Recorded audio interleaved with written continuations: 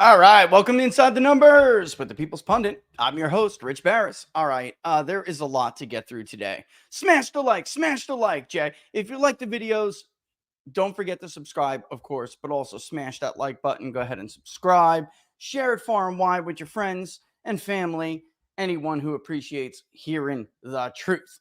I do want to talk a lot about the Israeli-Palestinian conflict today, but of course, we have a lot of polling we have to get through. So I'm going to save that till the end. I just want to make sure that I do save enough time for it. So I am going to leave a full hour. And if we don't get through all of the polling stuff, then what I'll do is I will do a live stream for locals and for YouTube members and local supporters to dig more into it. And you know what? Chances are we're not. And I'm not talking about everything I want to get through with the poll because there is so much. We added the social bias indicators this month again. It's much more than just the top lines for the nominations and for the RFK effect. Today, we're going to focus on what are those top lines? What's the deal with the RFK effect? If we fall short of any of those, then I'll do another follow-up video for local supporters and YouTube members to make sure that we cover that in full detail. Okay. All right. So first and foremost, let's go with the press release, and then we'll dig more into the crosstabs. Okay. So something interesting happened immediately when how could I put this? Because there are independents in the race now, and we had been seeing, and I'm going to talk about this a little bit, we have been seeing that someone else share coming down over the year. But because there is talk of RFK and West now becoming independents, I think over the course of a month or so, with all that chatter, it declined the share of the two-party vote again. Because of it, we saw a decline in the two-party vote share, is what I'm trying to say. All right. So, and yes, there is speaker stuff going on. If I have time to talk about it, I'll try to. But I mean, to make a very, very long story short, the McCarthy caucus threw a temper tantrum and wanted McCarthy. McCarthy said, "Do not nominate me." And they were doing this even though McCarthy said that. All right. Jim Jordan not only had more votes, but he had the support of the vast spectrum of the Republican conference. He had the Freedom Caucus. He had MAGA. He had even moderates. And the McCarthy caucus basically threw a tantrum and said that it's McCarthy or nobody. And everyone knew what that really meant. It's not that it was nobody. They would go with Steve Scalise because McCarthy will help Steve Scalise raise money, will not help Jim Jordan raise money. So when you look at people like David Valadao and John Duarte out in California, they put themselves and they put their campaigns before the party. Steve Scalise will not survive as Speaker of the House. It will not. I'm sorry. And maybe there'll be enough sympathy because of what happened to him being shot that will help him more than it helped Kevin on some respects. But Steve Scalise is not going to be able to keep the promises in the same way that Kevin McCarthy was not able to keep their promises. It's a hard caucus conference to hold together. And why did I say that? Because these people needed Kevin McCarthy's money. Otherwise, they were going to lose their races. It's really that simple. They owe Kevin everything. So they put the unity of the party behind their own personal interests. And I hope they lose for it. I'm serious. I hope they lose for it. Steve Scalise, even though he's from Louisiana, is not representative of the Republican Party. If Republicans do not take their stupid fat heads out of their asses and start to represent their voters, they won't have a party anymore.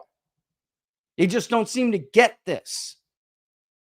And how it's like very frustrating because they live in a bubble. Folks, I mean, I hate that I got to do it, but I go back and forth to DC all the time. I can't stand it. Ask Laura. I hate it. I feel like I have to come home and take a shower. These people live in their own world. They're delusional. They don't care about what's going on with the rest of the country. They don't hear anyone who's in the rest of the country. They block you out. They live in their bubble. They eat their $250 lunches every day. They don't give a damn. They don't see it until the walls start crumbling down on them. They're like the Sadducees and the Pharisees in the era of Christ. They look at this big, beautiful temple and they say, there is no way this temple is coming down. That madman who said that I will knock this temple down and rebuild it in 3 days, he's crazy. He's nuts. There's no way. Look at the foundation of the stone. And when you're in DC, it's very easy to think that as well. You look at the Washington Monument, you look at the Jefferson, you look at the Lincoln Memorial, and you look at the Congress, Capitol Hill, the beautiful White House, the executive buildings, and you think, no, there's just no way. Until it does. Nothing lasts forever. No government, no party, no person, no life, nothing. Except for the word and love. And love. Right, Laura? That's all. That's it. It's the eternal forces. That's all there are. All right, let's pop this up, make it higher. Here is the trend. Let's go back because we're going to have to look at the RFK effect. We're going to have to see how this goes. We have to look at the totality of the trend. You might notice that my cute little markers, if the candidate is down, they are pointing down.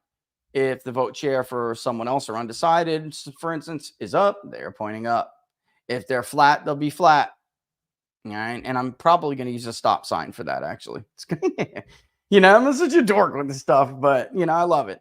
And I like to make it easy as possible. If you go back to August of 2020, Biden was leading Trump 45.3 to 40.5.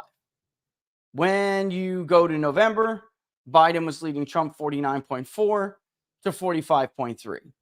Biden won, supposedly, with 51% of the vote to 47% of the vote. All right. So we were generally on the right page. And then something happened in around this time in 2021, about 2 years ago. Inflation got really bad. What you can see here is really, really simple. Trump held his vote. For all of the losers on Twitter that are like, I voted for Trump twice and I'm not going to vote for him ever again. You're like 0.8% of the electorate. You're statistically insignificant. I don't mean to laugh at you, but you're really loud on Twitter. And the fact of the matter is, it's like you should be singing all by myself somewhere in a corner. Sing it, Laura. Sing it. Because I'll break it out. I'll let it go. I swear. I'll open the pipes. No joking. And Trump held his vote and Biden began to decline. And interestingly enough, we started to see something that was really, really weird right around here. All right, where you can see Trump's, in the 40s, higher, by the way, than he was when he was an incumbent president. This is a point I was trying to make to people. He's not going to stay at 44, 45. The point is, he's polling higher in many respects. He only recently dipped down because of it. And I'm getting to that. He's polling higher than he did as the incumbent president in our polling. Until recently, because I think, and it's a hypothesis, we'll see, but I think it's because of talk of third-party candidates. All right, so anyway, he holds his vote, Biden doesn't. All right, and interestingly, something happens here. Trump begins to do better with two groups. non-registered voters, which we do not report, and unlikely voters. And within that new group, within those groups, there are, in the unlikely voter group, excuse me, there was the emergence of a third group, which inevitably started to become more likely too, but they're still going to be difficult to get out. Only Trump can get them out. We've asked. It's a 10-to-1 ratio. And that is the new voter. Now, normally new voters are young and they're Democratic, and Biden won them overwhelmingly. Not anymore. We're going to show you a new variable we created because I think it's really important. I separated these new voters into new likely voters. And I want to show you there's the new certain to vote, and then there's the new likely to vote. And Biden does very well with one of them, but gets bludgeoned with the other. And when you combine them, and any pollster would put them in the screen, they would not be screened out. Any pollster would pass the second group, and they would be in their presumed electorate. Trump is absolutely bludgeoning him with this. That's where some of the problem lies with RFK and the RFK effect. That, listen, everybody wants to know what's the deal with the RFK effect. And I want to read it because I want to read the press release just to tee this up a little bit. So anyway, here we are here. As recently as a few months ago, Trump was beating Biden by 7 points. I mean, that's a lot going into the summer. But then they both started to fall. Biden actually ticked up here a couple of points. Excuse me. He actually ticked up 3 points and Trump fell about 3 points. So it got real close, but Trump led by a point. And now Trump leads again by 2. So Trump is ticked down because of that third party vote. Biden ticked down as well. It's only a matter of who ticked down more. And if you look, it looks like Trump ticked down slightly less. Okay. It looks like that on the surface, but just pay attention. Someone else rose a full 3 points from 9.8 to 13 since the last poll. It's risen a lot more than that, actually. There we go. But anyway, undecided rose as well about a point from 6.4 to 7.3. All right. So, don't show that yet. Don't show that yet. Donald Trump continues to hold a slight lead over Joe Biden in a hypothetical rematch for 2024, according to the latest national survey conducted by Big Data Poll for October. However, the impact of independent candidates Robert Kennedy Jr. and Cornel West, why is that still with 2 L's? I thought that was fixed. What does it have to be purged? The cache has to be purged or something? Come on. You kidding me? Oh, update failed. Okay. Let's reload it. Hold on 1 second. That'll drive me nuts. So bear with me. I want to fix that. And I want to fix it now. I know where the show, but it will drive me crazy if I don't fix it. Okay. Updating. And we're going to flash it. And that should be gone. Thank you. The impact of these 2 candidates is not as cut and dry as some have predicted. And I'm going to write an article about this, but there are several ways to think about this: macro, micro, and there are different ways within each. And the macro is, for one argument with the macro side is he's a Democrat and he's been polling a bunch of Democrats away from Joe Biden in the nomination. So, oh my God, of course it's going to hurt Joe Biden. This is a disaster for Joe Biden. And then there's the other macro, which would describe it as lanes, like I did. Listen, and it's almost close to micro, but it's not. Listen, there's only room for one outsider in a presidential election lane.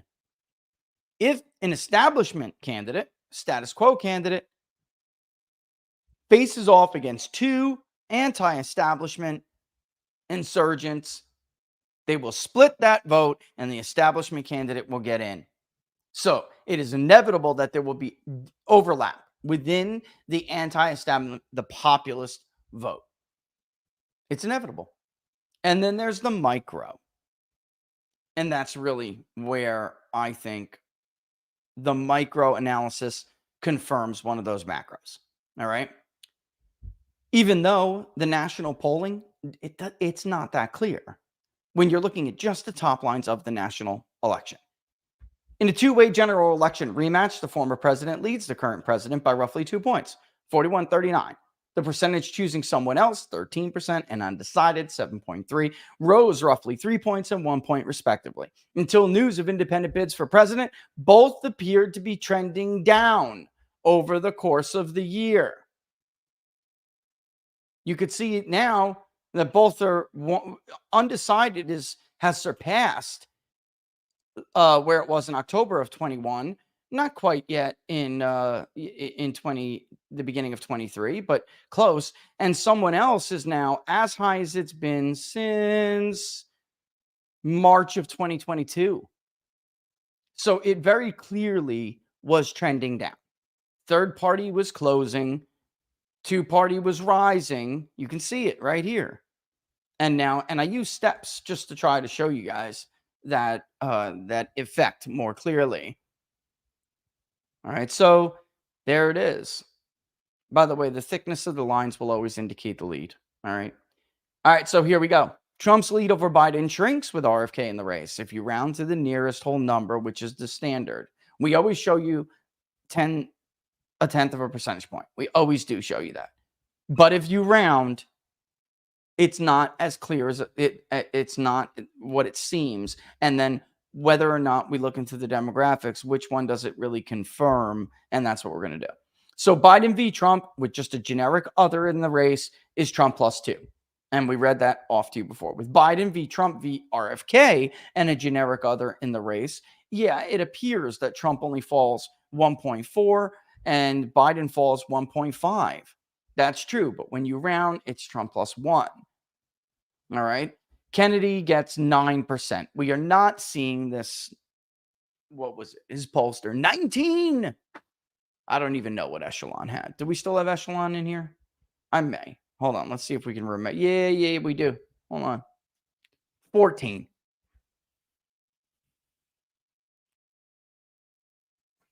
So we're in between. I mean, so Echelon is somewhere in the middle of us and Kennedy's own pollster. It is possible that Kennedy fell since Echelon polled because there have been some unfavorable things that have happened to him. But we'll see. All right. When Biden v. Trump v. West and other is the race, it goes back to being Trump +2. All right. Trump's, and I'll read that in a second. With Kennedy in a race and a generic third-party candidate, the race tightened slightly. Even with the two-party candidates' vote share, both declined when rounded. With both Kennedy and West, Trump's vote share remains unchanged, while Biden's falls another point, giving the former president a 3-point lead. So if West gets on the ballot with RFK, which I don't think will happen,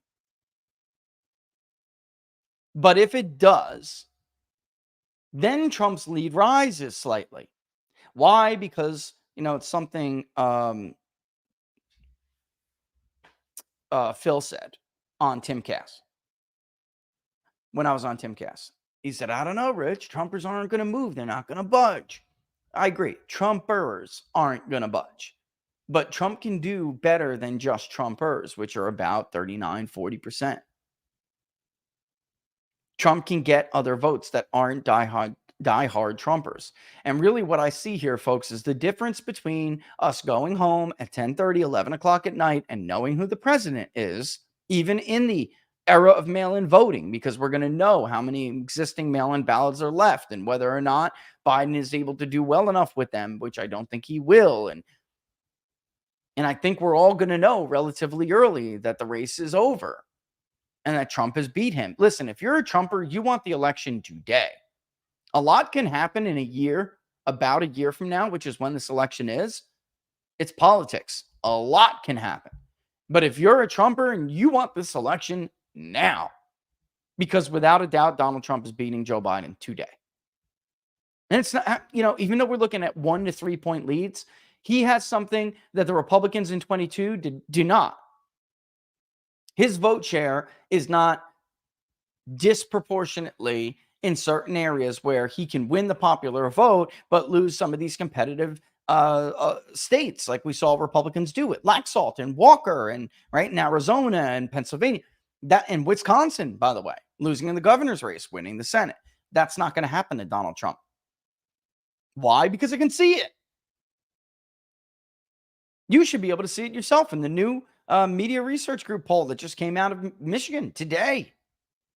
Trump is beating Biden by 7. Trump is outperforming McCormick by 12 points in the state of Pennsylvania in the Quinnipiac poll. Ohio.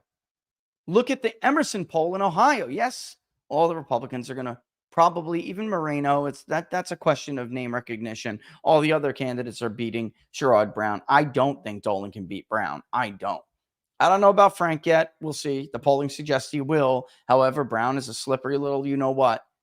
Moreno's just a matter of name rec. It looks a lot to me like J.D. Vance did, but we'll see. But not Trump.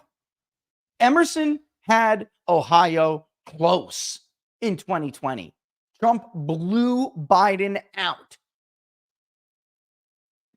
Now Trump's up by what? 13? Was it 13 yesterday? We saw it in 22. Laxalt had a slight lead, even though Cortez Masto's win was buried inside the numbers. You could see it. He was down in Washoe. Trump was not. Trump was up by 4 in Washoe. He was down in Washoe. Trump was performing several points better in Clark County. He was running about 3-4 points behind Lombardo and or 2 points behind Lombardo and 4 points behind Trump. So Trump was up. By the way, CNN poll is Biden up by a lousy point in Nevada. And if you look, they ran into the same trap we did. Trump is doing much better with non-whites, and the white vote is very Republican, usually in that state. At the presidential level, it is. And Republicans tend to underperform their polling in the state because they look like they're doing better with non-whites than they are. And that appears to be the case in CNN's poll as well. So I wouldn't be surprised, because I do believe the non-white vote is not a mirage for Trump. For others, it probably is. But for Donald Trump, it's not. And by the way, in this national poll, again, what is this, the third or fourth poll in a row? Trump is at 19% on the dot again with black voters. We are not the pollster that had Trump at 20% black vote, 22%, 25% in 2020 or 2016. We had him at 6 or 8% in 2016. I'd have to go back and look. 6 or 8%. That's it. In 2020, we had him at 12%.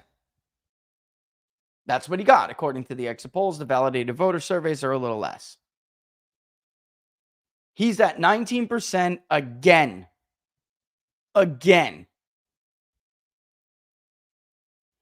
And because of the large chunk of Hispanics who say they are considering an independent vote, it is actually possible that Trump could tie Joe Biden, or, maybe even eke it out. I just don't believe they're going to hold that third party vote. I think eventually many of Biden's voters are going to go back to Joe Biden. I believe it. But right now, the polling with young people, Trump is up with 18 to 24s by a point. We saw the same thing ABC is seeing. Saw the same thing Echelon is seeing. And there was a lot of that. What was the other one just came out yesterday? Signal. We see it. Because Democrats need those young voters. They need them. And that's the one demographic where that is a bright spot for Trump and Republicans, all right? But on the surface, it would appear RFK draws more support from Democrats than Republicans, and from independents who lean Democratic than independents who lean Republican. But it's not that simple, especially considering that presidencies are won and lost in the Electoral College, not the popular vote. And when we dig deeper, pun intended, inside the numbers, it's clear Kennedy draws support from more Trump-friendly demographics than not. To include race, his vote is whiter than the share of the white vote in the overall electorate. Ideology, he takes more conservatives than he does liberals. Education, he takes non-educated voters more than he takes educated voters. Income, he takes the core. He takes a huge chunk from the core, 50 to 100,000, which is the core of the Republican base. And then in other areas like below 30,000, 30 to 50, where Trump has been making inroads, he takes bigger shares of that than, say, anyone who makes $200,000 or more. He takes like nothing of that. That's Biden's best vote. Area, he's taking from rural as much as he's taking from urban, but then he takes a chunk from the suburbs. among people who don't have a college degree. That's not good. And by region, he's from the Northeast, despite the Kennedy name and RFK being from the Northeast. The region represents his smallest vote share, 7.2%. And they are, by the way, themselves the smallest vote share out of all four regions. And we'll show you regional definitions. Actually, you guys can read the PDF. We do the four regions that are in the exit polls. The Northeast is ballpark 18 to 20%. That's it nowadays because so many people have left. Well, he only takes 7.2% of 18 to 20% without West on the ballot. He draws the largest share of support from the South, which is not only the most Republican region of the country, but the largest single region in the electorate nationwide. The South is 35 to 38%, maybe even a little higher. I mean, the South is growing. And he takes 9.5% of that, 10%. Followed by the Midwest, 9.3, about 22% of the vote, 21% of the vote. And the West, 9.2, almost identical. And that is 22, 23% of the vote, depending. The result is definitely a net loss in support for Trump in these areas. There's just no doubt. By education, his largest vote share is drawn from voters with a high school degree or less, 11.6%. With 9% of the largest single voting bloc by education, some college associate degree, 2-year degree, going to Kennedy. Those two groups are also Trump's strongest education demographics. In terms of raw vote by ideology, RFK receives twice the number of votes from self-described conservatives than liberals. Though, as a percentage, he draws 12.6 and 11.1 respectively. Why? Because liberals are only 22, 25% on a good day. They were 22 in 2020, the 2020 election. And conservatives are just below 40, 36 to 40%. Although 40 is probably being really, really, really bullish if you're a conservative. In this day and era, conservatives, moderates have grown. They were even in 2020, 38, and then I think liberals were 24 maybe, or 22. I said 22 before. I could be wrong. Maybe they were like 20, 24. I'd have to go back and look. But there you have it. Trump needs those voters in states like Michigan. He does. Think about Macomb County, Michigan. Think about Monroe County, Michigan. Hell, even think about Oakland. Why? Because Oakland's going to be a 12 to 16 point bloodbath in favor of Joe Biden.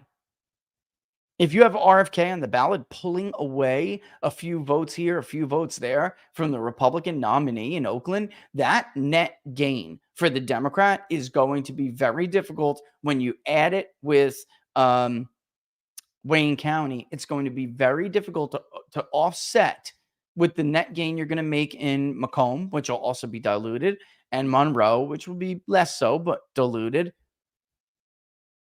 And then you're going to need the rest of the state in the rural areas to overcome the margins they're going to get out of their There's 3 counties in Michigan where they net a lot Democrats, they being Democrats. And if you have RFK pulling, he may pull, even though, you're looking at the urban vote. You could say, all right, he is going to take some of that urban vote. Well, who's to say that wouldn't have been Trump's urban vote in Wayne? Trump does really well for a Republican in urban areas. The whole point that I've been trying to make for years now is that the coalition that Trump has been building is a rural and urban coalition. And we obsess over the suburbs.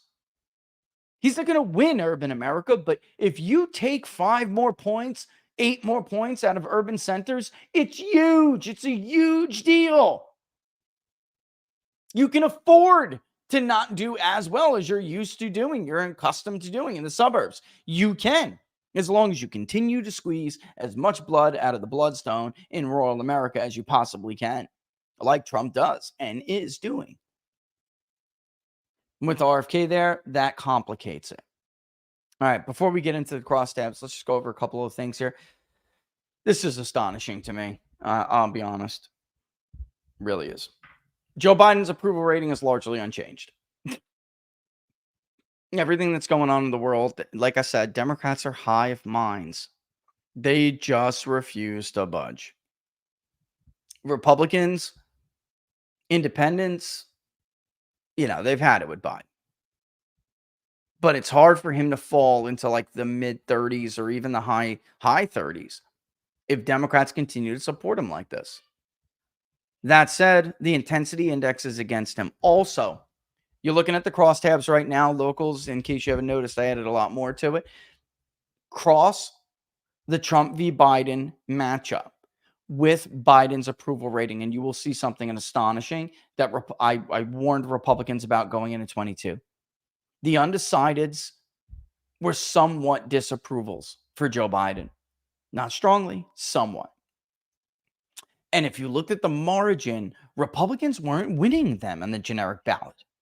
So when you looked at that group of undecideds, it was at least feasible. It was at least a plausible argument to make that when those people break, this isn't actually going to go that well for Republicans. And we talked about that. Not true of Donald Trump. Trump is obviously crushing it with the strongly disapproves, but he is also taking the somewhat disapproves. So when those people break and decide, they're going to break for Trump. And Trump is doing better with the somewhat approves than Republicans were. Oh, he's also, by the way, doing better with the strongly approves. Republicans were winning like 2% of those who said they strongly approved of Joe Biden. Trump wins like 11. Crazy, I know, but that's statistics for you. It is. Joe Biden's approval rating was largely unchanged in October from the end of the summer, but remains underwater with a double-digit negative spread at negative 10.1. Though the 43.6 who approve of the job the president is doing is essentially unchanged from the 43.7, and his disapproval ticked down marginally, 54.5 to 53.7. The intensity is negative. The percentage of voters who strongly disapprove of the president, 40.1%, is more than double the percentage of those who strongly approve, 19.4. That gives the president an intensity index of negative 20.7. That's just awful. Something else happened this month. The direction of the country outlook worsened somewhat. The percentage of voters claiming the country is headed in the right direction fell from 27.4 to 25.2, just outside the survey sampling error. Meanwhile, the percentage of the country that said the percentage that says the country is on the wrong track rose marginally from 63.7 to 64.4, resulting in a negative spread widening further from negative 36.3 to negative 40.2. That's approaching near historic negative readings. The record high negative spread of negative 47.3 was measured in May of 2022. Also, the month a record high, 70.1% said the country was on the wrong track. However, the record low of 22.3% for saying the country is headed in the right direction was measured 1 year ago, almost to the day, in October of 2022. Isn't that interesting? It's really interesting. All right, so you can see here, this is the fourth worst month for approval spreads ever. You can see, obviously, back in May of 2022, it was awful. All right. And then the second highest spread was negative 68.8. Or, I'm sorry, the wrong track was negative 68.8. And then, of course, in May of this year, but then it narrowed somewhat, and now it is widening back out again. All right. So you can see it here by these peaks. This is the fourth worst, going back to May, then September. It was March, actually. I could be right. Yeah, it's March, even though it looks to be April because it's showing that time. And now we have October. So bad environment for Joe Biden. Bad environment. Survey sampling error is 2.1%. For the presidential nominations, both Republican and Democrat, it's 3.1. All right. We do not wait for party, right? It wasn't unnecessary. How? Let me just ask you a simple question for people who wait by party. How do you know when to change your weights? Because Validated voter surveys, exit polls, AP Votecasts now we have a couple years worth. There is never one subsequent election to one election to the next subsequent where the party identification was identical to the prior election. And you can even leapfrog from midterm to midterm and presidential to presidential. So if you're like, I don't know, using exit polls or validated voter surveys or whatever it may be, to wait for party, how do you know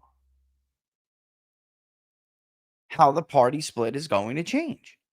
You don't. You have to kind of shut up. The answer is they can't. They don't know. They can't do it. You have to shut up, wait for other demographics, use rake weighting tactics, generally speaking, techniques, methods, whatever you want to call it, which will adjust the party if you allow it, if you don't keep it fixed as you apply each weight. That's what rake weighting is. And that will tell you what the party split is. Last month, I believe, for us, it was R+1. This month, it was basically D+1, but that's rounding because it was really like 37.4 Republican, 37.8 Democrat. And actually, let me just make sure I don't undo anything I've been working on because I was adding a lot to the Crosstab. Let's see. What does it adjust to? Let's see. I'm going to tell you. I was right. 37.4 Republican, 37.8 Democrat, 22.5 Independent, 2.3 something else. All right. And speaking of which, let's look at some of this stuff now, shall we? Let's look at unaffiliated leanings. Bear with me. All right. Because this is one of the things where it does look like RFK is kind of helping Trump. Oh, you can't see that. Hold on, guys. Let me bear with me. Should we go over the Trump thing yet? Oh, it's not out. It's not out yet. Okay. I could show you what I see though. I personally can show you the preview, or I could just show you the yeah, the hell with that. Let me just show you the actual I got the map up. Where are you? There you are. All right, so Vivek, you should have came on Inside the Numbers, buddy. I don't know what to tell you. Laura and I were just talking about this. Should have came on Inside the Numbers. Vivek's problem is that he was not able to break further into traditional Republican voting blocks. He did really well, and it still is, with those who say they are moderate, those who live in suburbs. He has not been able to break into the rural Republican coalition, the self-identified conservative, doing better with evangelicals. He just hasn't been able to do it. So Nikki Haley rose this month at the expense of Vivek's rise, who fell. Vivek actually fell outside the sampling error. He fell. And DeSantis continued to fall as well, about another point. And that came at the expense of Nikki Haley pulled out, is what I'm saying. But here you can clearly see it's very, very, very dominant. If I multiply, there's a setting when I'm building these maps that say multiply for when there are the responses that are very close to each other. All right. Multiply the colors of overlapping symbols, right? So if you don't zoom in like now, right, you can zoom in and say, like, look at Florida, for instance, or look at California. And if we zoom in, we can see that there's a lot of clustered areas for Trump. Florida's an even better example. Look at Florida. Look at Tampa area. Look at Miami and the Gold Coast. Look at the Northeast. Look at the Midwest. He's got these like huge clumps of look at Western Pennsylvania is a great example. And when you zoom in, you can kind of see them breaking apart, right? But when you're zoomed out, you can't.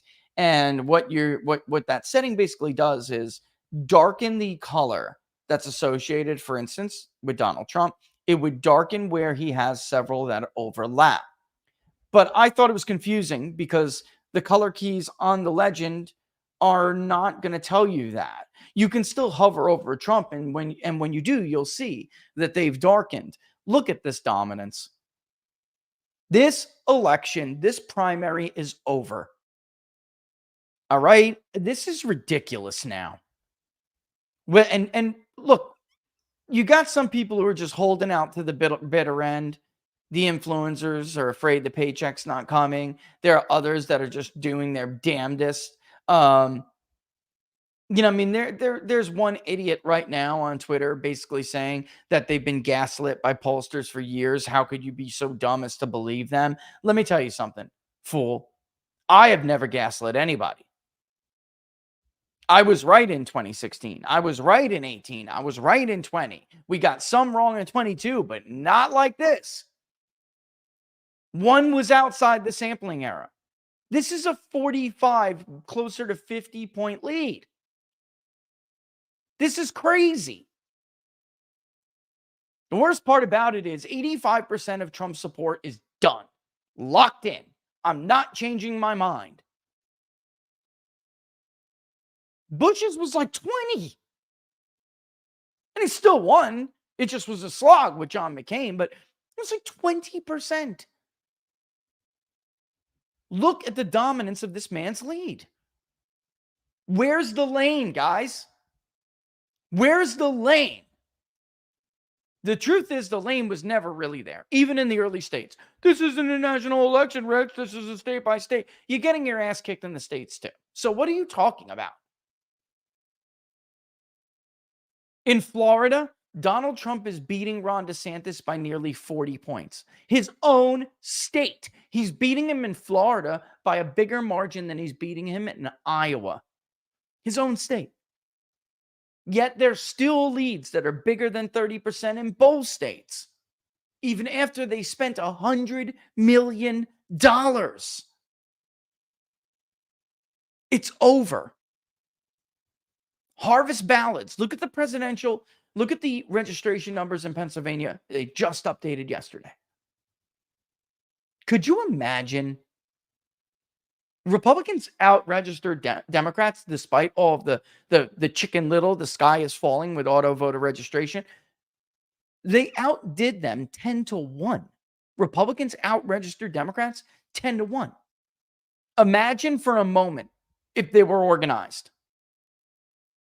And it wasn't just guys like me out there with supervisors of townships conducting experiments in limited areas to see what works and what doesn't.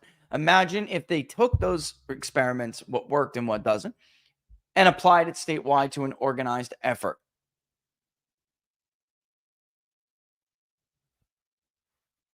There's no excuse for it. It's no different now than what we're seeing with the election of the Speaker in the House. They just refuse to acknowledge when the people have spoken. It's going to cost them their party. Sooner or later, it's going to cost them their party if they don't change it. Yep. Yeah, I'm telling you, Scully. Laura just sent me the message. Scalise is going to be the next speaker. I know this. I've been told what's going on behind closed doors. He is going to be the next speaker. Jim Jordan got railroaded.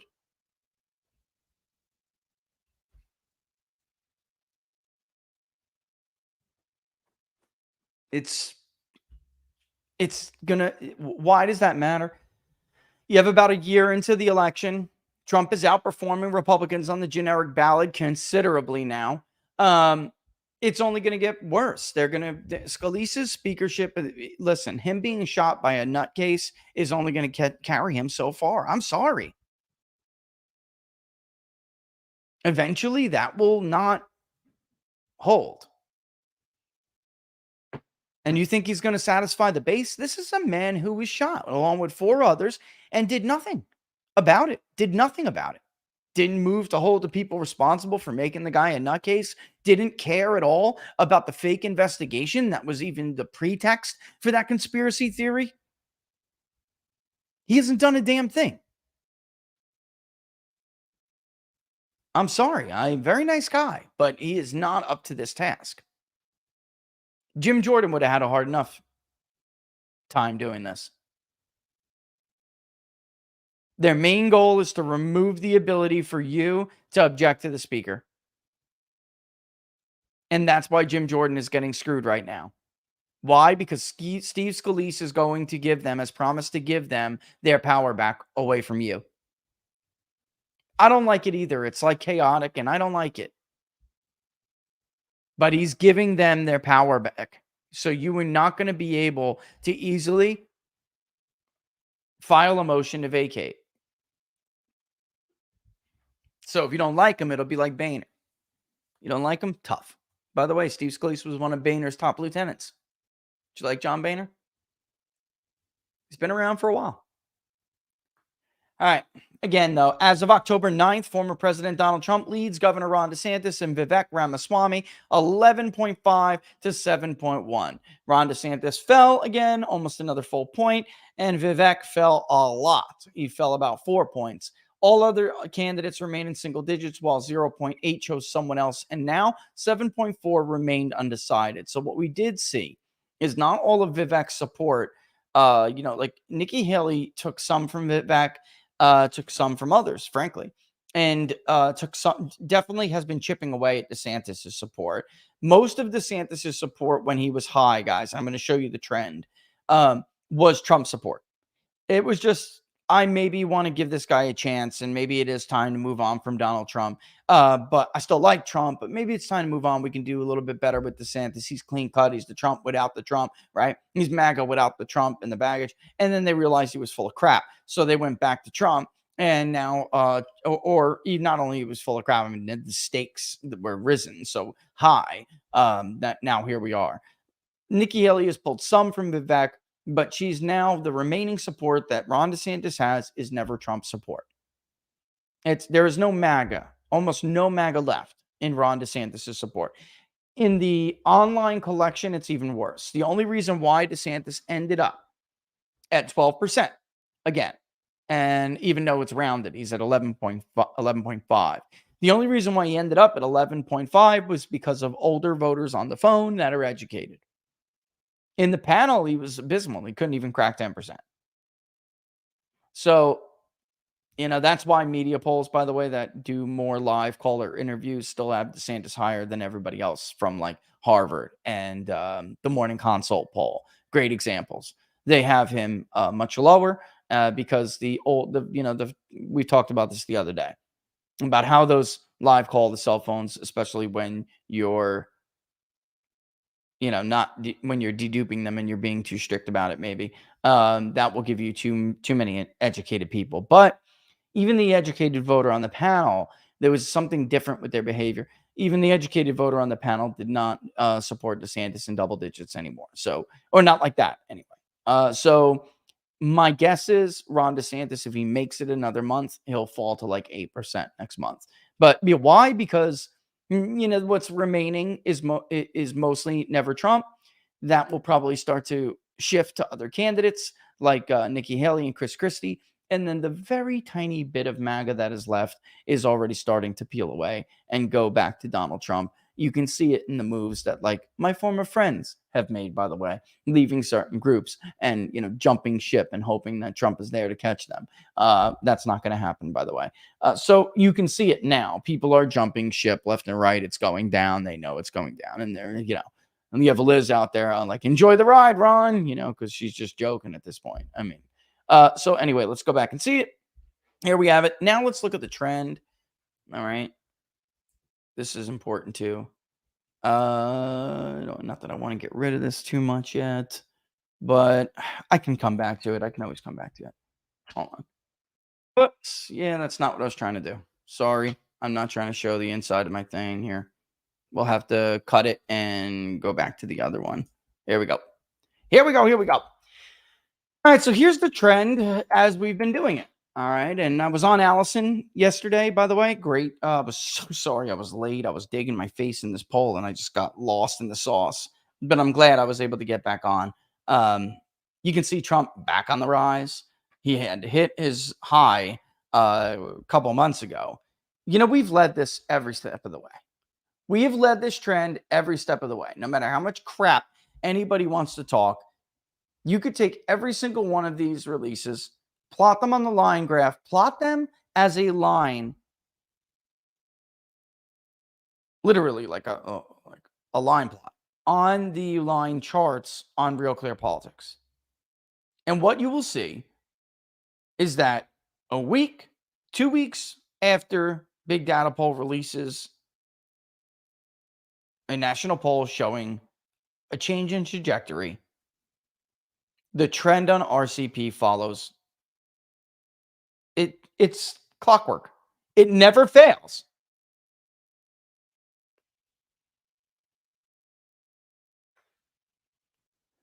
By the way, I'll be writing an article about much more depth about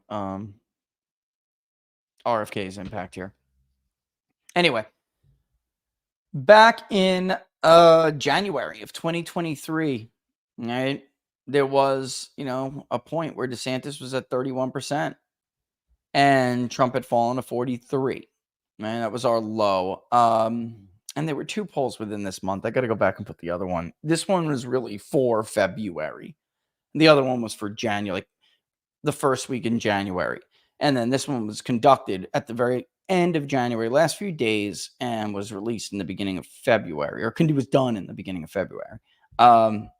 I just don't have permission to release that one yet. And I'm trying to get it because what do they care, Anyway, and then we just saw Trump, there's another poll in between here. There it is. All right, so Trump had hit 50.3. We definitely showed that Trump had cracked the majority mark before anybody else, and that Ron DeSantis had fallen into the 20s. At this time, if you remember, there was still the NBC News poll, piece of shit polls, POS, who wound up polling for Ron DeSantis. What a surprise, right? NBC, who co-polls with POS, and others, that the CNN was just abysmal. It was awful. Marquette is in their own world. I don't know what they're doing. All right, but that's why we always say trust the tranches. And we showed that he was falling to 20. Went on War Room. It was a big splash. Took a lot of heat. It was a lot of fun, right? Then what happened? He fell to 20.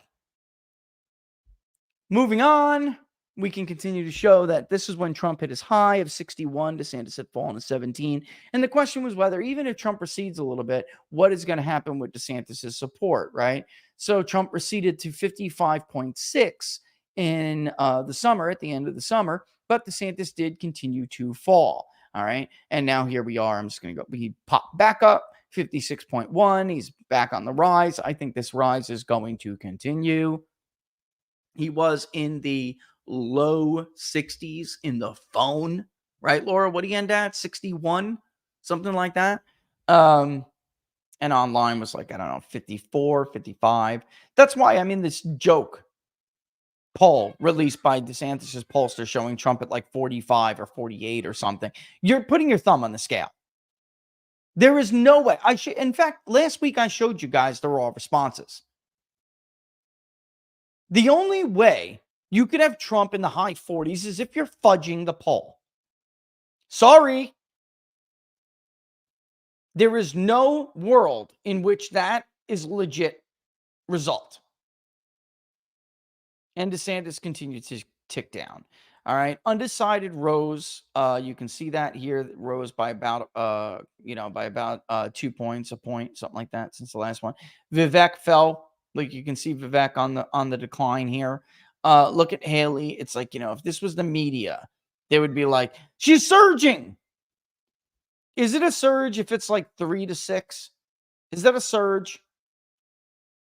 3 is within the sampling error. So let's say she rose from 3 to 6, still within the sampling error. It's 3.1% overall survey sampling error for this subgroup. I just can't call it a surge.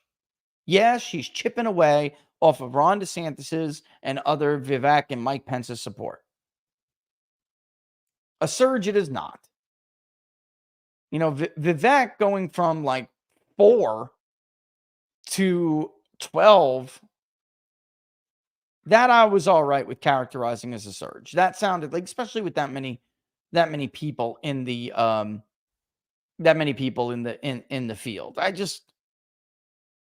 But it was one we told you was not going to be sustained if he did not do more to break into those groups. And we're going to look at the crosstabs in a second. I'll show you. Mike Pence declined somewhat marginally, but he declined. Where are you, Pence? 5.4 to 4.2. He fell about 1.2. Chris Christie rose a little, I think. It's so hard to see him. There he is, 2.7 from 2 flat. So he rose 0.7 of a percentage point. What big deal? Tim Scott is completely flatlined. Like, he looks like it's like, get the epi, adrenaline, stat, charge. Again. Tim Scott's dead. Dead in the water. That was slow-lived. And in Iowa, I could see him like rising a little bit. Remember, we talked about this, him being like the Marco Rubio lane. The problem is twofold with that whole theory. One is the Rubio lane is much, much narrower in 2023 and 2024 than it was in 2015 and 16. Way narrower. And the second part is there are more people in it. Now you have arguably Mike Pence. You have Nikki Haley, Tim Scott. You could even throw Chris Christie in there. Only, he's not going to play in Iowa. He's not.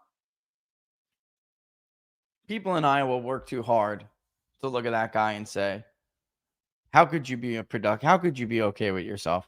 I'm sorry. You need to get out in a cornfield or something. Pick some damn corn, man. For Christ's sake. Everyone fluctuates here and there with weight, but have some dignity, man. Asa Hutchinson, what's the hell the point of even talking about him? Like, Allison and I were kind of laughing at this yesterday. Like, you can barely see him off the line. And Laura and I were talking and debating over this, and we're like, look, if they round to a point, we should put him on there. But Asa Hutchinson now fell to 0.3. So he's got to come off. All right. So with that in mind, that will be the last time you see Asa Hutchinson on the line graph. I don't think he's ever going to pop back up. I just don't. I think it's a wrap for him. And that's it. It's over. I mean, it's over. I don't know what else to say. We're going to have to remove him because it just gets clustered. It just looks like nonsense. And there's no point to put him on there. And we're going to see people drop out, right? So over time, there really is just no point. All right, let's get to the crosstabs. It's already 12:58. All right. We went over some of those. I want to show you. I know I'm going to do a word from our sponsors, but I want to just try to get through some of this real quick. I know. Let's look by, for instance, ideology. There are a few things I wanted to show you. All right, let's look at Trump, Kennedy, Biden. All right, so 12.6%. 6.2% he takes from conservatives versus 5.2% he takes from liberals. And, so it's only about a point. And you think that's kind of equal, but it's really not when you look at why, because conservatives are a larger share, right? So, for instance, the Trump campaign, somebody had told me, when we show where he is on guns, when we show where he is on abortion, then conservatives are going to leave, and that's going to be it. That's not really good enough because some of the ones that Trump needs to win are right here in the 14%. Some of them are actually here too. Think I'm kidding? Think Michigan. So his talk about, this cushy form of socialism, soft socialism for the rich, and this brutal, more resembling fascism than capitalism or some kind of, evil hybrid for everybody else appeals to those kind of people. All right. So real quick before we go to a commercial break, also, I want to show you education.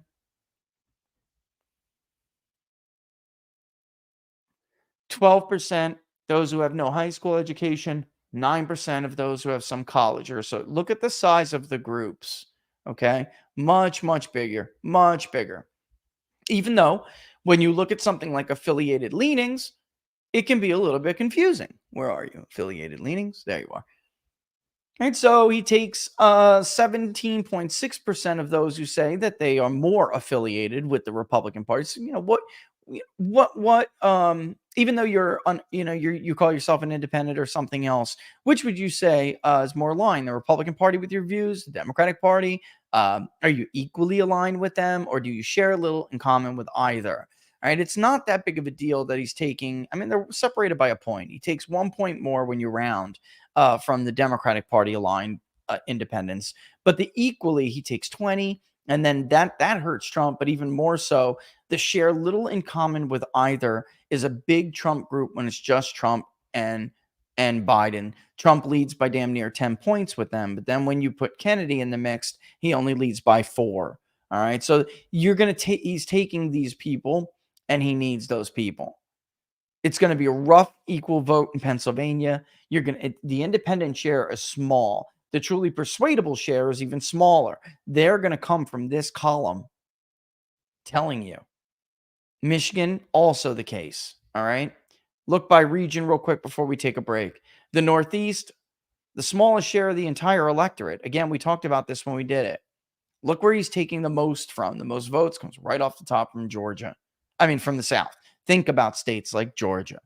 North Carolina, I'm less convinced that he's going to hurt Trump in. I mean, North Carolina, you would think that would help, but Kennedy would play there. But Trump's remorse vote is so strong in North Carolina. I just don't know how he doesn't win it by at least 4 points, 3-4 points at least. We polled North Carolina last year. He's up by 11. I've never seen a number like that in the state of North Carolina. Let me just show you this real quick. New likely voters is the variable I was telling you about. This is very, very interesting. Okay. So all new likely voters, Trump leads 40-27. That's a big deal. The new certain voters, Biden leads 48-29. The new likely, Trump leads 45-32. All right. If you look at 2020 voters, right. Oh, and then by the way, with Kennedy in the mix, it gets a little bit hairier. You see Trump's lead does stay with the certain. This is where it does appear that he does hurt Joe Biden, and people will make that argument. We'll see. Again, it's not as cut and dry. I'm looking more at the demographics in the region. This is definitely a national overall kind of thing, and that is one of the indicators that would suggest it helps Trump. But again, elections are won in the Electoral College.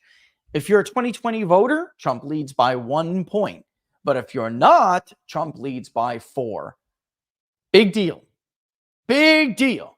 Why? Because Joe Biden led among those who did not vote in 2016. Big deal. Either way, he leads either way. He leads by 1, but it's really close. With Kennedy on the ballot, that's the truth. It's the same thing. Now look, without Kennedy on the ballot, Trump still only leads by 1 with those who voted in 2020. But among those who did not, Trump leads by 8. A much bigger margin than when Kennedy is on the ballot. When you put West back in the mix, it throws it all off. All right. And it doesn't throw it all off. It's like Trump, he wins by 3 among 2020 voters, and he only wins by 4, but still it's 4 among those who did not vote. So when Cornel West is put in there, it does favor Trump, even with Kennedy, the presence of Kennedy. All right. So hopefully that helps you see why the numbers were the way they were and why we made the verdict the way, I made the verdict the way I did. Because again, it's, when you're rounding, it's very, it goes from a Trump +2 to a Trump +1. But dig a little deeper. Where are those votes coming from? And when you're thinking about the Electoral College, it makes it really hairy. Really, really hairy. All right. Yeah, I suppose we can do that now, Laura. It's going to bring up all the things. Flash sale, solar radio, 3-pack. Somebody was just bringing this up the other day. But I'm here to tell you about the Patriot Power Generator 2000X. And they got great, listen, this code TPP10, get 10% off. It'll work on anything. It'll work on anything as long as it's your first purchase. But use it on something where you're going to really save yourself some boku bucks. And right now, there's concerns about the power grid. We're going to talk about this in the next segment. Hamas, who the hell is getting into our country? We are being warned about it. The Israelis apparently were being warned by Egypt and others about it, and people didn't know it was going to be this level of an attack or this kind of an attack. But what it does show is that extremists and other enemies of the state absolutely can infiltrate, all right, through porous parts of your border. And they can, with the help of, if you, in my opinion, clearly the help of international organizations, they can pull off a sophisticated, coordinated attack. If just 9 key substations were to get knocked down, folks, it would knock out power across the country for up to 18 months. Your life, most of your lives would be stalled, frozen in time the moment the power went out. Even if you have a propane or natural gas generator, you need a solar generator. Plus, we have weather events. We're still not out of the season yet. You can get one, and it should be the Patriot Power Generator 2000X by going to 4patriots.com and using the promo code TPP10. The Patriot Power Generator 2000X is it's stronger than the last one, but it's also still portable. It's solar. You can stack it to increase its power, but it's powerful enough on its own to power your phones, medical devices for you and your loved ones, even appliances such as your refrigerator. So again, one more time, go to 4patriots.com, use the promo code TPP10, stack it on top of other deals they may have, and save yourself a ton of money today. All right. So with that, there is something I want to play one before we move on from RFK. All right. I want to play a clip. He was on Hannity, and think about whether or not you think this will hurt him. Yeah, it's going to hurt him among conservatives. And that's one demographic we talked about. But is it going to hurt him among the voter in Michigan or in Pennsylvania or Wisconsin who voted for Barack Obama twice? Like, listen to how Hannity's talking. I'm like, do you regret this? You're kind of insulting those people. If you're asking him that, you're also asking the Obama 2-time voter who went for Trump whether or not they're ashamed of themselves. All right. So I'm just telling you, this is the conventional wisdom right now on the right, apparently in and outside the Trump campaign, that this is all they have to do. And unfortunately, that's not the only voter RFK takes from. And while I'm not going to bring up schmucks who pose with next president, these freaking tools just went on weeks and weeks, Laura, about how Donald Trump wasn't sufficiently pro-life enough for them, even though he ended Roe v. Wade. And they're now aligning themselves with RFK, who supports unfettered abortion. It's incredible. That's what frauds they are, though. Yeah, I mean, it's like, baby, in the era of Trump, everyone's for sale. It's so sad to watch. Their butthurt little feelings. Although I don't know what you would expect from a guy who said, I'm not going to risk fighting with good people like you at CNN for this man, or good people like you at MSNBC over this man. It's just such a pathetic state of existence, you know? Opinions about it. All right, I'll ask you. Do you still believe the NRA is a terror group? I support the Second Amendment like I do all the amendments to the Constitution, and I'm not going to take I didn't ask you if you support the Second Amendment. You called in 2018. You said Parkland students are right. The NRA is a terror group. Do you believe that? I don't consider the NRA a terror group. Do you regret tweeting that in 2018? Well, I don't recall tweeting it in 2018, but if I did, as I said, Sean, I don't consider them a terror group, and I support the Second Amendment.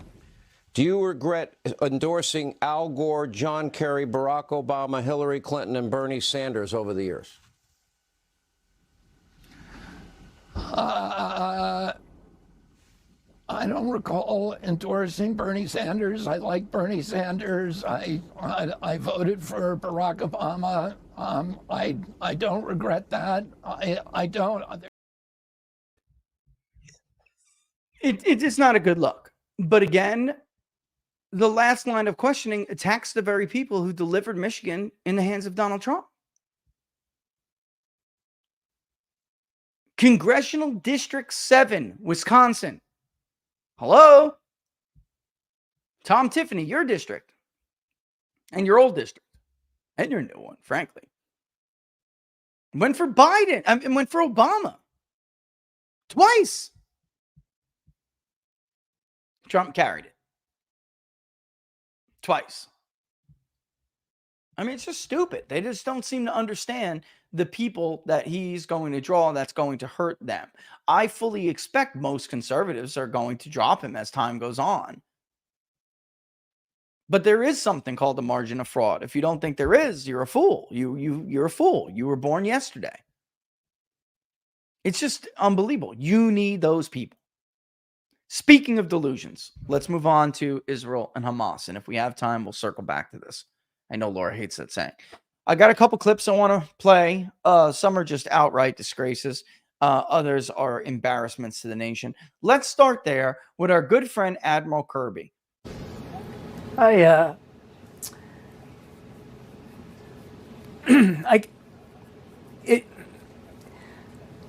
sorry. It's very, excuse me, very difficult to look at these images, Jake, and the human cost. And these are human beings. They're family members, they're friends, they're loved ones, cousins, brothers, sisters. Yeah, it's difficult, and I apologize. Of course, he has nothing to apologize for. Yeah, he does, you schmuck. Donald Trump, just months ago, or a year, almost a full year now, God, time moves by, said when that $6 billion was released, Kirby was on Jake Tapper's program mocking Donald Trump's prediction that this would happen. Defending it. We have a top diplomat, the Secretary of State, who doesn't believe in diplomacy. The Secretary of Defense, who doesn't believe in civilian control over the military. And a spokesman for the National Security Council who once wore an admiral's uniform crying like a pansy on national television, even though he's fully responsible for this, along with his boss and all the people he works with. Both bosses, to include Joe Biden and Jake Sullivan, even though Joe Biden's not doing anything. So we have this guy coming out and crying on television while the president mumbles something that doesn't resemble the English language for almost a full 10 minutes, making faces like he's taking a crap in his defense. Nothing shows a show of strength like this, folks. It doesn't inspire. All the while, you have the policy issues to talk about. And let me just say this before I go off on this. I am for war prevention. I think most Americans are as well. The older I get, the less I can stomach war. I just don't like it. I don't like hearing stories. And by the way, when it comes to war, please wait and reserve your judgment when you hear about stories. All right. The babies, I'm old enough to remember babies being taken out of incubators and thrown on the floor by Saddam Hussein's men in Kuwait. That was a lie. That woman who testified in front of Congress was a member of the royal family and an actress, and she lied to you all. That being said, I would not put it past Hamas to kill babies. I would not put it past Hamas to decapitate babies. I would not put it past Hamas to rape women, Israeli women, and worse. You know, she's out there right now talking about it. Laura Logan was viciously assaulted by Muslim extremists, sexually assaulted, disgusting pieces of trash, putting your hands on a woman like that. Who the hell do you think you are? But in their minds, they don't view her as someone who has personhood. They don't view these Israeli women as people who have personhood. So I believe it, but I also equally cannot stand watching a Palestinian father hold his daughter in his arms, her lifeless body, because of the retaliation that you can't, blame Israel for. But this is something we have to acknowledge. This would not have happened if Donald Trump was president. There would be no war in Ukraine if Donald Trump was president. There would have been no disastrous debacle exiting from Afghanistan, which basically sent the signal to the world to do this if Donald Trump was president. Everything Joe Biden did and his administration did, because he's not capable of even writing his own name at this point, let alone detailing the foreign policy doctrine of his administration. He's incapable of doing that. The administration is being run by a bunch of Obama floozies. This is Obama's third term, and idiots, morons like Jake Sullivan, who pushed the Russia hoax. This guy is totally clueless. They're all clueless. And some would say, Rich, no, cynically, I think they're doing this on purpose. Yeah, maybe, but I don't think they understand the ramifications of their own actions. I really don't. I don't think they're smart enough to understand the full ramifications. That being said, how could we run off and fight Iran? I mean, there are senators, they're presidential candidates talking about starting a war with Iran, because, of course, they're the ones who funded and sponsored this attack against the Israelis. NGOs must help them. Folks, there is no way Hamas has the sophistication and organizational strength, or, again, sophistication, to put together this level of a coordinated attack. They just are not capable of doing this on their own. International groups who pose as civil rights groups, who pose as humanitarian groups, charitable groups, medical groups, they have long been used by these extremists whom they have sympathy for. And I don't know how we go off, fight Iran, fight them, without recognizing that there's a fight at home to be had. This is Jake Tapper, and I got to laugh at it, but listen, this is Jake Tapper, again, schmuck, 20 seconds, pretending like all of a sudden he realizes the left is anti-Semitic, or there are elements on the left who are anti-Semitic. Before I play this, I submit to you, we cannot have this fight until we realize that there is a fight with an enemy at home. For years, Democrats, the media, Democratic aligned groups and activists and groups that the media held up, apologized for, have been more than sympathetic to Hamas. They have ties to Hamas. They promote Hamas. They're anti-Semitic. There's just no doubt about it. It's a far worse problem on the left than it ever was on the right. It hasn't been a problem on the right since the 90s. There aren't large groups of skinheads running around anymore going, Heil Hitler and vote Republican. That is not the world we live in anymore. Our militias are for limited government, not forms of socialism. And they are not as prevalent as they once were. However, on the left, it has become part of the democratic process to use anti-Semitic groups, to hate on Israel, and to promote Hamas, their allies, and use them when you need them. And I'm going to tell a story right now, and we're going to go through it. I'm going to try to stick to the timeline as much as possible, but really, let's just roll with this. These last few days have been a real eye-opening period for a lot of people, a lot of Democrats, a lot of progressives, in terms of anti-Semitism on the left. A lot of people who seem more shocked at dehumanizing language used by world leaders to describe Hamas than what Hamas actually perpetrated on Saturday. Right. And they're also talking about protests like this one, and we're going to park the Palestinian flag argument in a second. But Dearborn, Michigan has long been a haven now for Palestinian sentiment and anti-Israeli sentiment. It's a growing Muslim population. It's not coming from Big Data Poll or the People's Pundit. It's coming from groups like Pew and others who have studied the views of these people, and they generally do not believe in the supremacy of U.S. law or the U.S. Constitution. These are radicals who believe that Sharia should be imposed on governed populations within the United States. So why in hell, out of nowhere, would you be surprised to see something like this?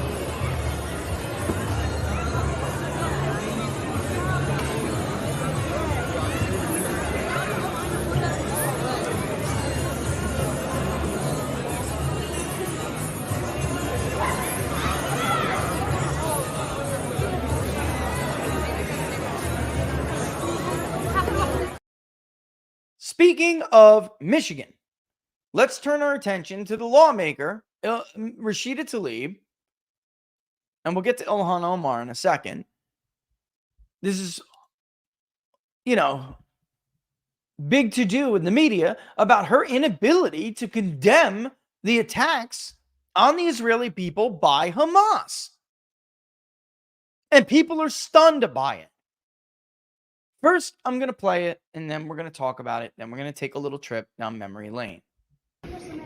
Terrorists have cut off babies' heads and burned children alive. Do you support Israel's rights to defend themselves against this brutality? We're just going to go through here. You can't comment about Hamas terrorists chopping off babies' heads?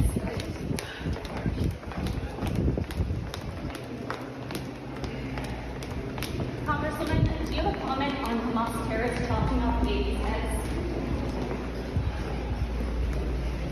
You have nothing to say about Hamas terrorists chopping off babies' heads? Do you condone what Hamas has done, chopping off babies' heads, burning children alive, raping women in the street?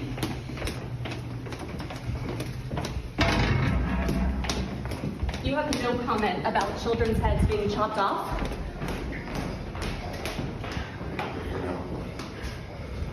Congressman, why do you have a Palestinian flag outside your office if you do not condone what Hamas terrorists have done to Israel? Do Israeli lives not matter to you? Oh my God, why can't she just condemn it?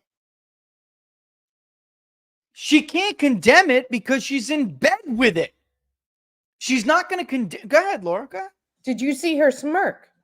She smirked at her. That's all I need to see.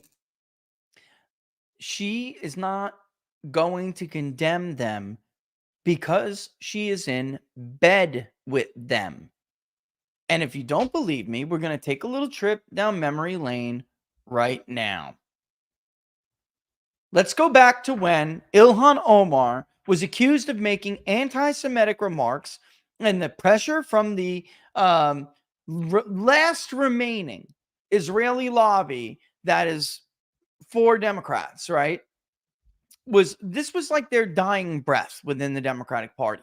We demand action. You have anti-Semitic Hamas sympathizers in your conference, and we demand you take action. They were going to censure Ilhan Omar, and they were going to remove her from the very powerful House Foreign Affairs Committee where she served. At the end of the day, nothing happened. Why? Let's take a trip down memory lane. Rashida Tlaib met with Hamas supporters lobbying against anti-Semitism resolution. And before we get into Jinan Dina's comments, also, by the way, it is very common. You may see her as Jinan Dina one day, by another name another day. It's very difficult to untangle the web of lies that these people have weaved, because they call themselves all of these different names and try to reinvent themselves, whether they're in the West, the East, they're talking to Al Jazeera or the BBC or People's Pundit Daily or Fox News or CNN or MSNBC. Jake, your network, some of the groups we are going to talk about right now, your network has portrayed them as civil rights groups. They are, in fact, nothing more than the political arm of Hamas extended out into the United States. These are people, if you're reading some of the comments that are flowing, these some of the tweets we've pulled from her and others, all right? It's one character that is obviously very key to the story. Here's one right here. They can't stand the Palestinian Authority. To them, the Palestinian Authority is too moderate. Hamas are the heroes. There's no place in the Muslim world for negotiations with Israel. There's no place in the Muslim world for coexisting with Israel. There is no space in the Muslim world supporting Israel. Being pro-Israel is actually more Christian than Jewish. Here she is promoting a Hamas propaganda story. Let's get into it, though, and then you're going to understand the full extent of this. This is just one example. There are many. But this has been going on for a while, and I chose this because I remember editing and doing the fact-checking for this story, because some of it, frankly, was so unbelievable to me when I was the data journalism editor. I had to make sure it was accurate. Not that it was unbelievable. It's just big statements are made. Big accusations are leveled. And it better be right. And it was 100% right. Where was Jake Tapper? Too busy trashing Donald Trump on the nightly program, having some TDS seizure, and not covering the truth. House Democrats struggled this week. And when was this? March 2019. House Democrats struggled this week to bring a resolution, quote, rejecting anti-Semitism, unquote, to the floor. A measure responding to controversial remarks made by Representative Ilhan Omar, Democrat, Minnesota, about Israel. Representative Omar and Representative Rashida Tlaib, Democrat, Michigan, who you just saw in the video, became the first Muslim women sworn into Congress in January. That was just over 60 days ago. And to date, both have either made or posted comments critics have called anti-Semitic. Only 3 weeks ago, House Speaker Nancy Pelosi, Democrat, California, and her top lieutenants publicly condemned Representative Omar's previous remarks as anti-Semitic. She was unequivocal. Unequivocal. That was anti-Semitic. That was anti-Jewish. How things change. Watch. At a press conference on Thursday, Speaker Pelosi caved to pressure from the growing dissent among the left-wing base, claiming Representative Omar wasn't, quote, intentionally anti-Semitic, unquote, and didn't understand the, quote again, full weight, unquote, or meaning of her words. Oh, she understood them just clear. She revealed she had not asked Representative Omar to apologize, nor would she. The watered-down version of the resolution, which even a Jewish Republican member voted against, didn't even mention her specifically. The freshman lawmaker will not be relieved of her assignment on the powerful House Foreign Affairs Committee, as requested by 11 Jewish groups in a letter sent to Speaker Pelosi and Representative Eliot Engel, Democrat, New York, who chairs the committee. What happened? Actually, before we get on to that, where's Eliot Engel right now, folks? What happened to Eliot Engel? And Nancy Pelosi's other top lieutenants who were pro-Israel. The last remaining vestige of pro-Israel sentiment in the Democratic Party. What happened to him? Right. He was defeated in a primary by a radical left-wing nutcase who is sympathetic to Hamas. So Nancy Pelosi's pro-Israel lieutenants have been defeated, and they are gone, almost all of them, except for Steny Hoyer, who we're going to show you in a second. The rest of them replaced with Hamas lovers. What happened? What changed? And Speaker Pelosi and her top lieutenants characterized her remarks as quote, anti-Semitic tropes and prejudicial accusations, unquote, that were, quote again, deeply offensive, unquote. On Wednesday, Speaker Pelosi walked out of a meeting with Democratic House members who were in full revolt over the resolution condemning anti-Semitism. They felt emboldened by activists and anti-Israeli lobby supporting them on the Hill. That same day, Representative Tlaib hosted a meeting with activists who either have ties to or have voiced support for Hamas and other Islamic supremacist groups. Linda Sarsour and representatives of CARE, the Council on American Islamic Relations, attended the meeting. And remember, Jake, you made Linda Sarsour a civil rights, women's rights hero. That's what your network did, Jake. You ignored the fact that she hates Jews because it suited your purpose. Your never Trump, anti-Trump crusade. Remember the pink you-know-what hats? That's Linda. The Women's Rights March? That's Linda. You, CNN, MSNBC, all the others, you propped her up as a hero. While CARE bills itself and is portrayed as a Muslim civil rights group, an advocacy group, it was founded by two members of the Muslim Brotherhood's now defunct Palestine Committee. The Palestine Committee was created by the Brotherhood to advance Hamas's political and financial agenda in the United States. You mean like getting a bunch of pro-Hamas lawmakers elected and defeating pro-Israel Democrats? Would that, you think, possibly be part of the agenda? Nihad Awad, who was also present for the meeting in Tlaib's office, is one of those former committee members, and he currently serves as executive director for CARE. According to federal investigators, he was a close associate of Hamas leader Masoud Abu Marzouk, who, by the way, is fine. Wait, and let me just make sure. Nope, wrong. Never mind. Sorry. Azra Nomani, an author, journalist, and Muslim reformer, walked into the halls of Congress to be present for the meeting. She was belittled, physically blocked, and taunted by several representatives of CARE. I'm going to play this video so you can see how these men think it's okay to treat women. Okay, wait. Can you get a shot of just walking in with the sign? Linda Sosor. Everybody here. Right there. There's سامعين glasses. يعني مش خليهاش من اول الناس اليوم.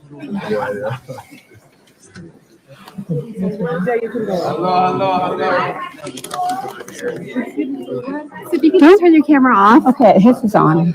Okay, so his is turning off. Okay, I'll turn it off as soon as you can. I think I know what you're doing. And I don't appreciate it. And I heard you talking. Okay, good. I'm glad you. Excuse me. Why are you blocking the door? There he is. Go ahead, guys. You're like blocking the door. Okay, here. We just need some of the supporters to actually be able to get blocking the doors. There you go. Right here. Go ahead. There, Robert. There he comes again. Donuts? What's your favorite? Then he's going to be a Come while. on now. Want a donut? I don't want to be rude. T, One second. you stepped on me. Look what you did to my paper. I don't even know Look who what you did to my paper. I don't even know who you are. Exactly. So why are you I don't know touching why me? you blocked it. Why did Why you were block you- the door from me? Why did you touch me? Otherwise, he would have beat her. Why Why are you so jumping? rude? Are you You're the one who's kid? rude and Who are you touching with? me. Don't worry about me. Yeah. Don't worry about me. I mean, you body block, you block the door, you step on my Grabbing me, cords, you're you stepping step on me, my you're cords. pushing me through.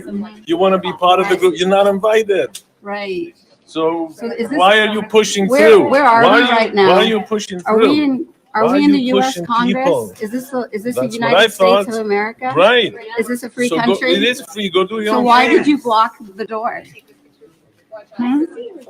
No answer. I get his back.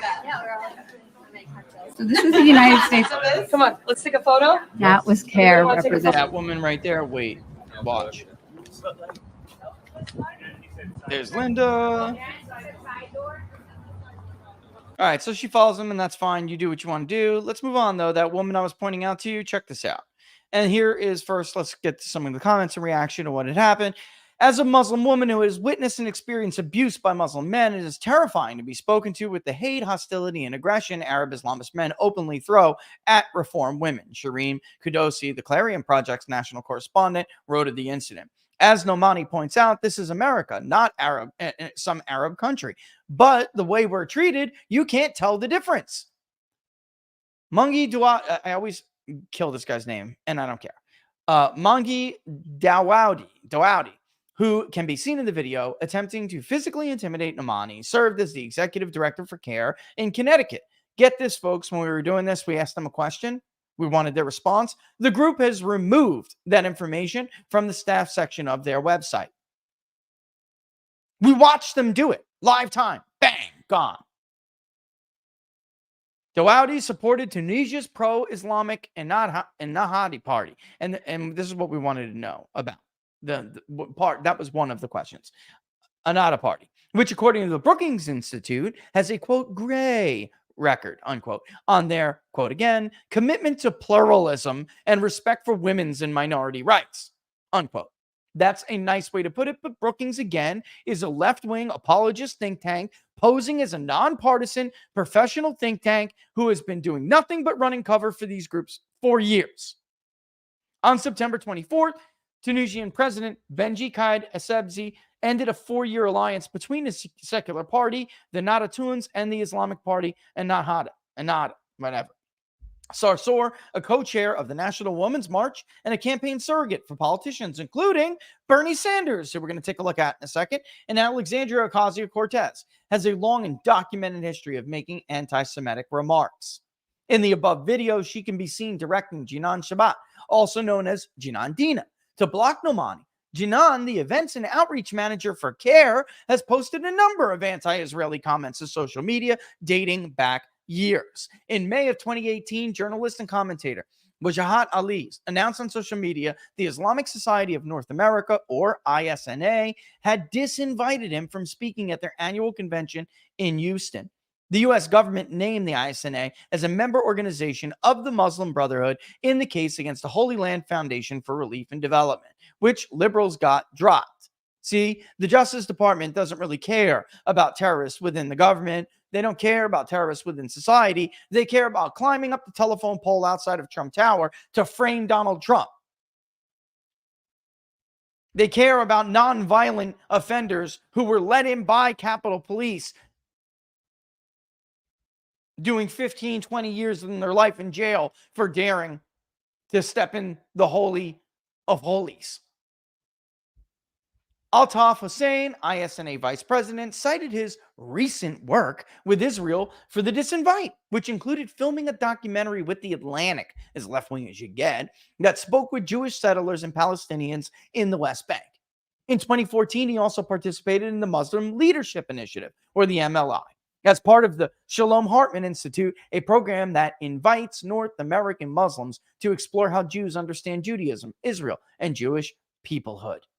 In other words, a group that tries to do something that these people just don't appreciate. What would that be? Coexistence. Rabia Chowdhury, an attorney and author who also participated in MLI, was disinvited as well for engaging directly with Israeli Jews. Oh my God, the horror! Chowdhury tweeted a story from the Washington Examiner covering the disinvite, which elicited this response from Janine. May 31st, 2018. Again, this woman was in Rashida Tlaib's office. Are you ready? You both deserve it. Your work on Israel is abhorrent. The fact that you can't separate Zionism from Judaism is laughable. To be anti-Israel is not anti-Semitic. Being pro-Israel is actually more Christian than Jewish. Here we go. Set it up. Grand Slam. Supporting Israel has no space in the Muslim world. I just don't understand why we don't take them at their word. Why would we do what Jake Tapper does and other left-wing people who now all of a sudden care about their anti-Semitism and twist their words in a pretzel to try to somehow apologize or explain away the fact that these people hate another group of human beings? They don't want them to exist. They would murder them all if they had the chance. A month later, she attacked them again on Twitter in a tweet referencing Nazan al-Najir, a young Muslim paramedic killed by IDF gunfire in Gaza back in 2018. Well, that's funny. You ready? June 1st, 2018. And pardon my French, shame on Wajahat and Rabia and all other Muslim and Arab sympathizers of Israel. Fuck you and your normalization. When Israel kills, you are complicit. Razan's blood is on your hands. Enjoy your Ramadan, bastards. Western media initially portrayed Razan as a symbol of the Israeli aggression against unarmed Palestinian protesters in Gaza. They overlooked Razan admitting to Arab media she was in Gaza to willingly use herself as a human shield for Hamas. I would play it, but you're not going to understand it. But you know what? That's fine. I'll read you the translation after. You see this do we black need box the right here? 27-second Well, I'm going to ad show here? you something right now. Oh. Some people are. No, here we go. Here we go.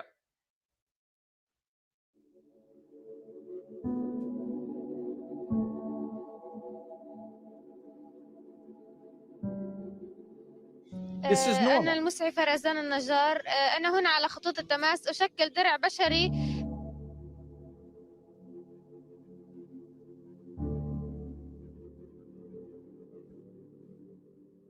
So, I am Razan al-Najir, she told the interviewer before her death, which the terror group celebrated as martyrdom. They celebrated it. Al Jazeera reported it a different way. The BBC just takes whatever Al Jazeera says at face value and runs with it. It's disgusting And then Sky News and all the other ones that, feed the Western media in the US, their lines, they all ran with it. But they really weren't making a secret of it. I am here on the front lines to act as a human shield. Well, they made it out as if she was a paramedic trying to treat the wounded innocents and ended up in the line of fire. That's not what happened. Hamas frequently uses paramedics and other personnel as human shields. Majid Nawaz, a former Islamic extremist turned activist against extremism, tweeted a political cartoon depicting the human shield tactic before an appearance at London. It's no longer there anymore because Twitter removed it. This largely and sadly rings true of Free Gaza from Hamas. Al-Quds Day and the picture, if you click on it, I think you can still see it, but it doesn't come through anymore. That's just one of the few things Twitter did over the years. CARE has repeatedly been equivocal on their support for Hamas, claiming to not support any organization that engages in violence, though are careful not to mention the terror group by name. They did exactly what you just saw Rashida Tlaib do. That's what they do. With the smirk and all, Laura, smirk and all. In Janan's response, she states, Hamas, are you ready? Are the only ones fighting for Palestinians from within Palestine. Adding anyone who disagrees needs to just fuck off. Again, why would you not take them at face value? We have got to acknowledge and accept that a large part of the Democratic Party is in bed with the terror group. Sorry. You can't handle it? Tough. It's real. I'm not willing to give one son or one daughter to someone else's cause until we fight that cause here at home first. The Jews can defend themselves. They are quite capable at it. But don't you notice that every time there's a Democratic president, the Iron Dome weakens? Stuff gets through. Ultimately, yes, Netanyahu is going to have to pay the political price for this. We'll see how he's able to twist it. But I guarantee you, this would not have happened if Donald Trump was president. So much for the Abraham Accords. And it's funny that she made this comment that long ago, folks, 4 years ago. 4 years and like 3 months ago, she made that comment.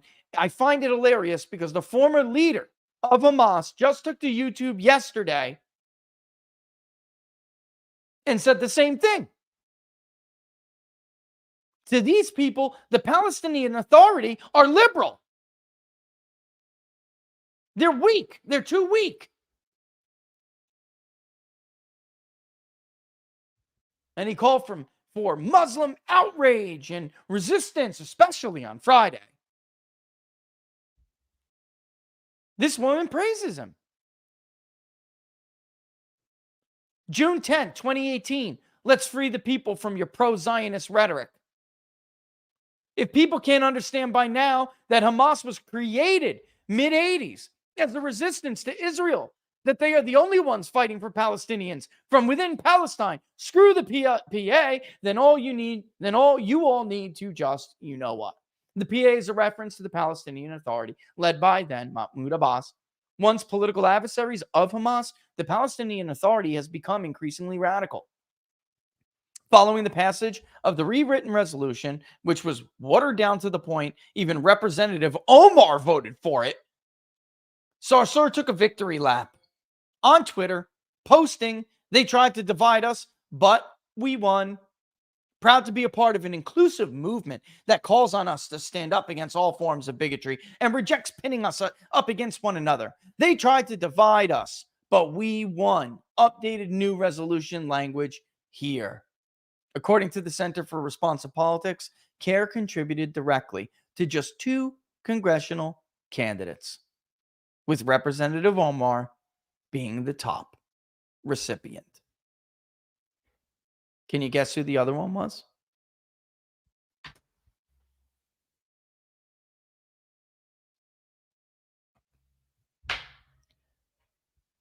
And now I pick my beef with the right. You're so outraged over this, and who isn't? You're pro-life when it comes to abortion, but not other adult human beings. And you have super tough guy language for the people thousands of miles away in Gaza and the West Bank that you'll never meet face to face. But here you have the enemy at home who you can meet face to face, who you can root out and defeat, and you're silent on that. Your cause is somewhere else, thousands of miles away. Again, I am not willing to sacrifice one daughter, one son, until you root it out here. There is one lieutenant who has a record of, at least at, in his career, being pro-Israel, who remains, one Pelosi lieutenant who remains in Congress. That's it. And here he is. Should your colleague Rashida Tlaib still have the Palestinian flag outside of her office? I don't know what she's Palestinian. That doesn't mean she's a terrorist. It doesn't mean that she condones this. Rashida, I fly a Danish flag at my house. Does it mean what? Have you been supportive of her comments? I disagree with some of her comments. She lamented the death on both sides, and I think she condemned. I don't have her statement right in front of me, but she condemned terrorist activity. How cowardly and disgusting! I have a Danish flag. He's so full of crap. You think he doesn't know what we were just talking about? That's Steny Hoyer, Laura. He knows. That's Steny Hoyer. But now, a once staunch advocate of Israel sounds like Bernie Sanders, equivocating back and forth, who, by the way, released one of the most cowardly statements posing as understanding to both sides I think I've ever seen. Let's read it. Hamas's terrorist assault on Israel will have horrific short and long-term consequences. Sounds good so far. As a result of this attack, thousands of Israelis and Palestinians, including many women and children, have been killed and injured. That toll will rise. The gunning down of young Israelis at a music festival is an image the world will not soon forget. Here we go. Longer term, this attack is a major setback for any hope of peace and reconciliation in the region and justice for the Palestinian people. Oh my God. For years, people of goodwill throughout the world, including some brave Israelis, have struggled against the blockade of Gaza, the daily humiliations of occupation in the West Bank, and the horrendous living conditions faced by so many Palestinians. For many, it is no secret that Gaza has been an open-air prison, with millions of people struggling to secure basic necessities. Hamas's terrorism will make it much more difficult to address that tragic reality and will embolden extremists on both sides, continuing the cycle of violence. Let me just stop before we go on to the next paragraph. This is the nonsense talk you'll hear if you go to college and you study this, that just completely avoids this simple truth. The Palestinian people, you want to debate Benedict Anderson, Imagine Communities? We can do that until the cows come home. Are they even a nation? Are they not? Nation has certain requirements. An Imagine Community, are they? I guess. But they are lacking very clear other characteristics of an actual true nation. And we can debate that. That's irrelevant. When you put it up against this simple fact, they have rejected every single two-state solution proposed by left-wing leaders, right-wing leaders, Republicans, Democrats, Westerners, Easterners. Why? Because they don't want to coexist with Jews. They don't believe in coexistence. They believe in mass annihilation. How the hell are you supposed to negotiate with that? I don't like death on either side. Human death and human tragedy is human death and human tragedy. Doesn't matter if they're Jews, they're Palestinians, they're Christians, they're Muslims, they're Jews, they're Hindus, they're Taoists. The Jews repeatedly, Laura, repeatedly have come to the table. Repeatedly. That's right. To only have the knife stuck in their back. Yasser Arafat was full of shit. Bill Clinton tried over and over and over. Barnes and I have done more episodes of What Are the Odds pertaining to this and the history of this conflict than I even want to do anymore.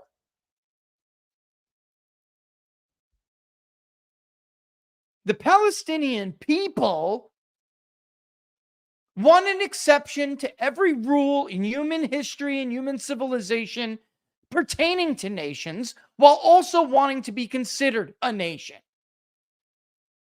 You start a fight and get your ass kicked, you lose. You don't get that territory back. After you lost it, you rolled the die. You rolled the snake eyes, you got your ass kicked, and that's not only the rules of war, Laura, that is the rule of human history.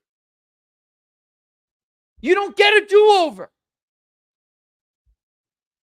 Uniting the whole Arab world against them, this tiny little nation beats them all back, including Egypt at one point, by the way.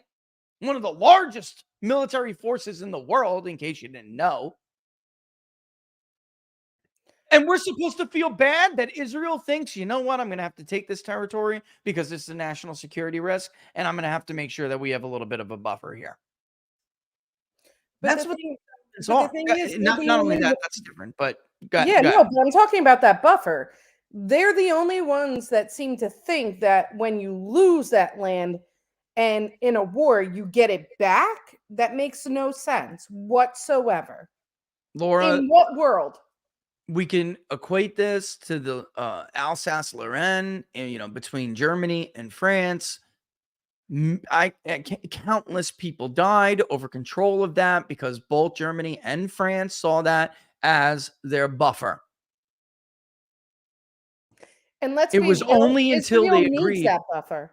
Israel needs that buffer, Richard. You know it as well as I do. Of course they do. Of course they do. When they're sneaking in tunnels, snatching little children and selling them for ransom and getting the money and then murdering these children. This time it wasn't right. This time was beyond even that. This time it was just a coordinated attack on civilians, on women, on children.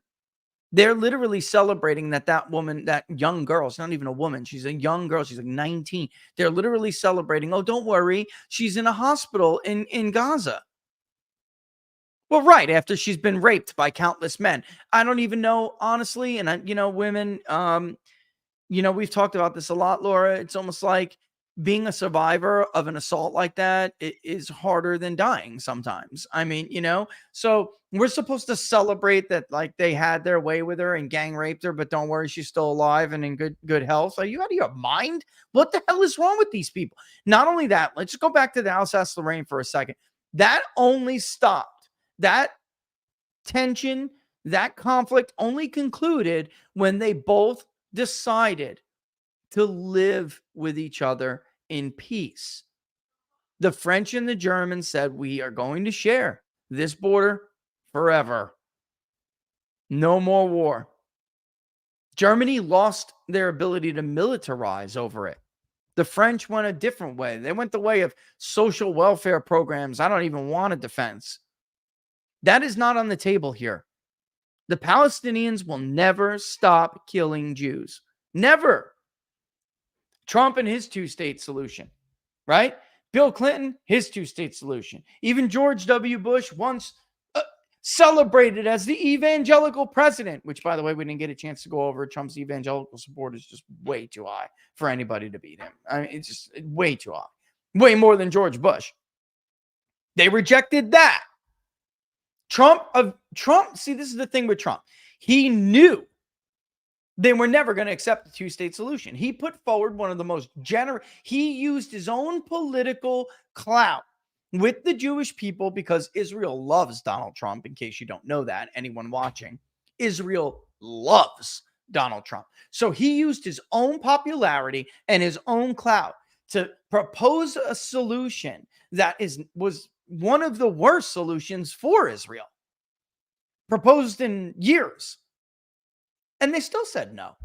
John Kerry, who should be arrested for sedition, was in London telling Mahmoud Abbas not to make a deal because Donald Trump will be gone and we'll get a better deal for the Palestinians when he's gone. So now we have this. Don't you find that funny? Little wrench in their spoke. Bibi's not in jail. Bibi was supposed to be locked up and thrown away. But he made a political comeback. And now he's the leader of the Jewish people again. Oops, threw a little wrench in their plan, Laura. You have the former Secretary of State of the United States meeting in a foreign land with a foreign leader during a peace negotiation, subverting the will of the president. And Donald Trump's on trial in D.C.? John Kerry should be locked up right now for sedition. As a matter of fact, John, everybody who's been killed and raped and maimed is on your ass, horseface. It's on you and your friends. So Trump had no choice but to come to the conclusion these people are never going to accept Israel. They're never going to accept them. So let's isolate them, even from the Arab world. Let's normalize relations with Israel and these other Arab countries. The United Arab Emirates, Egypt was a huge deal in that. Then the Saudis came over. It was beautiful.